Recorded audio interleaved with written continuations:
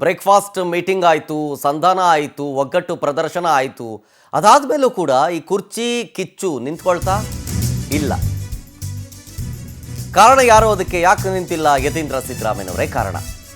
CM ಪುತ್ರ ಯತೀಂದ್ರ ಸಿದ್ದರಾಮಯ್ಯನವರ ಹೇಳಿಕೆಯಿಂದ ಮತ್ತೆ ಕಂಪನ ಸೃಷ್ಟಿಯಾಗಿದೆ, ಕಿಡಿ ಹೊತ್ಕೊಂಡಿದೆ. ಬರೀ 4 ದಿನದಲ್ಲಿ 2ನೇ ಸಲ ಹೇಳಿಕೆಯನ್ನು ಕೊಟ್ಟಿದ್ದು ಯತೀಂದ್ರ ಸಿದ್ದರಾಮಯ್ಯ. ಯತೀಂದ್ರ ಅವರ ಹೇಳಿಕೆಯಿಂದ ಡಿಸಿಎಂ ಡಿಕೆ ಶಿವಕುಮಾರ್ ಬಣ ಫುಲ್ಲು ಗರಂ ಆಗಿದೆ. ಡಿಕೆಶಿ ಬಣಕ್ಕೆ ಸಿಎಂ ಸಿದ್ದರಾಮಯ್ಯ ಬಣದಿಂದ ತಿರುಗೇಟು ಕೊಡಲಾಗ್ತಾ ಇದೆ.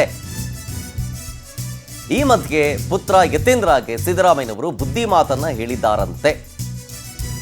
ಸುಮ್ಮನೆ ಹೇಳಿಕೆಗಳನ್ನ ಕೊಟ್ಟು ಪಕ್ಷಕ್ಕೆ ಮುಜುಗರ ಉಂಟು ಮಾಡದಂತೆ ವಾರ್ನ್ ಮಾಡಿದ್ದಾರಂತೆ.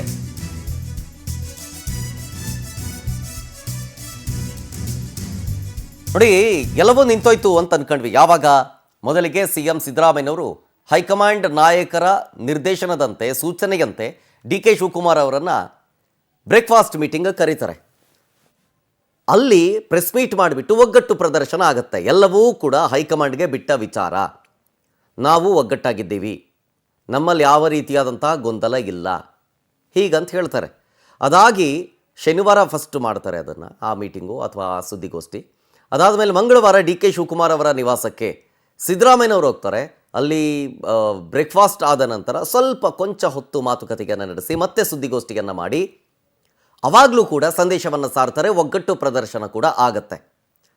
ಇದು ಫೋಟೋ ನೋಡ್ತಾ ಇದ್ದೀರಲ್ಲ, ಸಿಎಂ, ಡಿ.ಸಿ.ಎಂ ಮತ್ತು ಡಿ ಕೆ ಸುರೇಶ್ ಇದ್ದಾರೆ. ಅದು ಡಿ ಕೆ ಶಿವಕುಮಾರ್ ನಿವಾಸದಲ್ಲಿ ಲಾಸ್ಟ್ ಟೈಮ್ ಆದಂತಹ ಬ್ರೇಕ್ಫಾಸ್ಟ್ ಮೀಟಿಂಗ್ನ ಸಂದರ್ಭ.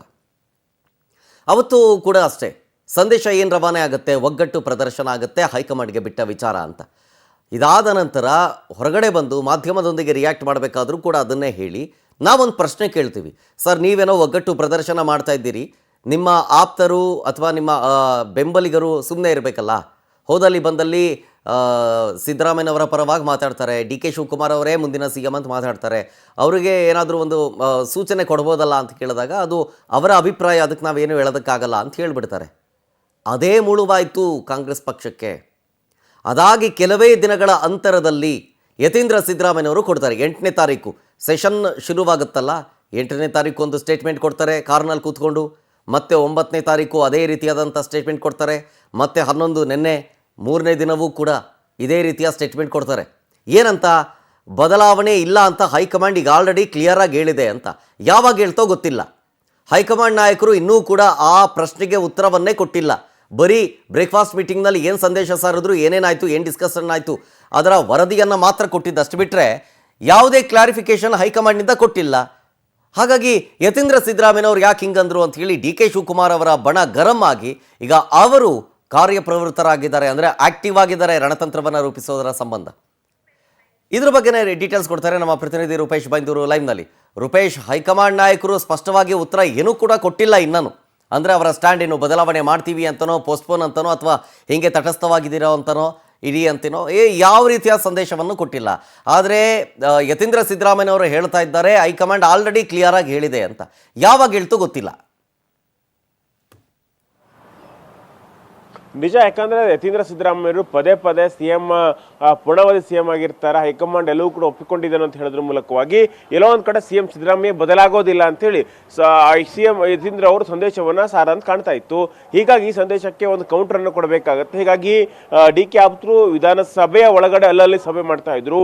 ಹೀಗಾಗಿ ಹೊರಗಡೆ ಸಭೆ ಮಾಡಿದ್ರೆ ಎಲ್ಲ ಬರ್ತಾರೆ ಅಂತೇಳಿ ಪ್ರವೀಣ್ ದೊಡ್ಡಣ್ಣನವರು ಅಂತೇಳಿ ಅವರು ಒಂದು ಸಭೆಯನ್ನ ಮಾಡ್ತಾರೆ. ಅವರೀಗ ಡಿ ಕೆ ಶಿವಕುಮಾರ್ ಅವರು ಅಧಿಕೃತವಾಗಿ ಸಭೆಯನ್ನ ಕರೆದ್ರೆ ಮತ್ತೆ ಸಮಸ್ಯೆಗಳಾಗುತ್ತೆ.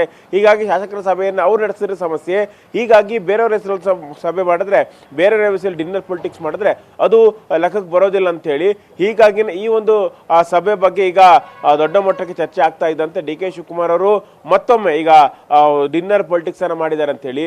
ಹೀಗಾಗಿ ಡಿ ಕೆ ಶಿವಕುಮಾರ್ ಅವರು ನಿನ್ನೆ ಡಿನ್ನರ್ ಪೊಲಿಟಿಕ್ಸ್ ಹೋಗಿದ್ರು. ಅದೇ ರೀತಿ ಸಾಕಷ್ಟು ಜನ ಶಾಸಕರು ಕೂಡ ಈ ಒಂದು ಸಭೆಗೆ ಹೋಗಿದ್ರು. ಈ ಸಭೆ ಮೂಲಕವಾಗಿ ಮತ್ತೊಮ್ಮೆ ಯತೀಂದ್ರ ಅವರು ಪದೇ ಪದೇ ಹೇಳಿಕೆಯನ್ನು ಕೊಡ್ತಾ ಇದ್ದಾರೆ. ಆದರೆ ಯಾವುದೇ ಕಾರಣಕ್ಕೂ ಕೂಡ ಇಲ್ಲಿ ಯಾವುದೇ ಕಾರಣಕ್ಕೂ ಕೂಡ ಈಗ ಯತೀಂದ್ರ ಕಡೆಯವರು ಇರ್ಬೋದು ಅಥವಾ ಯತೀಂದ್ರ ಕಡೆಯವರ ಹೇಳಿಕೆ ಕೌಂಟರನ್ನು ಕೊಡಬಾರ್ದು.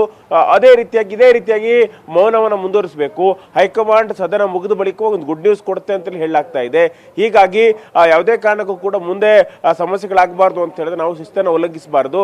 ಈ ಒಂದು ಪ್ರಯತ್ನವನ್ನ ಮಾಡಲಿಕ್ಕೆ ಈಗ ಡಿ ಕೆ ಶಿವಕುಮಾರ್ ಆಪ್ತರು ಸಭೆಯನ್ನು ಸೇರಿದ್ದಾರೆ. ಅದೇ ರೀತಿ ಸಿಎಂ ಬದಲಾವಣೆ ಇರ್ಬೋದು, ಎಲ್ಲವೂ ಕೂಡ. ಯಾಕಂದ್ರೆ ನಮ್ಮ ಹೇಳಿಕೆಗಳಿಂದ ಯಾವುದೂ ಕೂಡ ಬದಲಾಗೋದಿಲ್ಲ. ಹೀಗಾಗಿ ಹೈಕಮಾಂಡ್ ಹೇಳದಂತೆ ನಾವು ಕೇಳಬೇಕಾಗತ್ತೆ.